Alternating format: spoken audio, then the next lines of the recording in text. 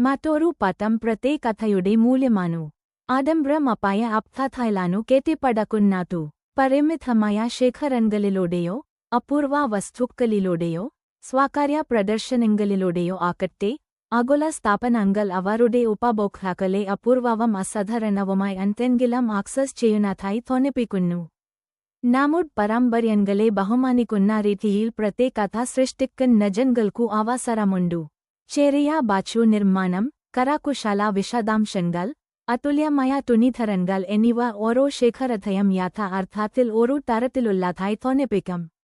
ഒരു ഡിസൈൻ സാംസ്കാരിക പ്രാധാന്യവും പ്രത്യേകതയും വഹിക്കുമ്പോൾ അത് വസ്ത്രത്തേക്കാൾ കൂടുതലായി മാറുന്നു.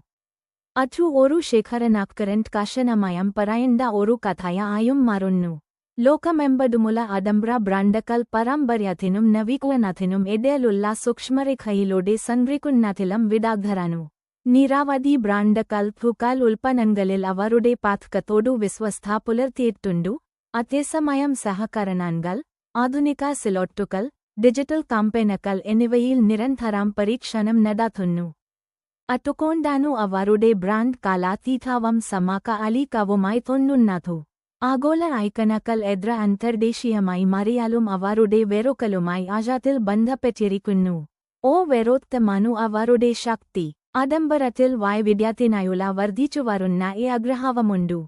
ലോകമെമ്പാടുമുള്ള ഉപഭോക്താക്കൾ പുതുമയുള്ള എന്തെങ്കിലും, സംസ്കാരത്തിൽ വഴങ്ങിയ എന്തെങ്കിലും, പുതിയൊരു കഥ പറയുന്ന എന്തെങ്കിലും എന്നിവയ്ക്കായി തിരയുകയാണ്.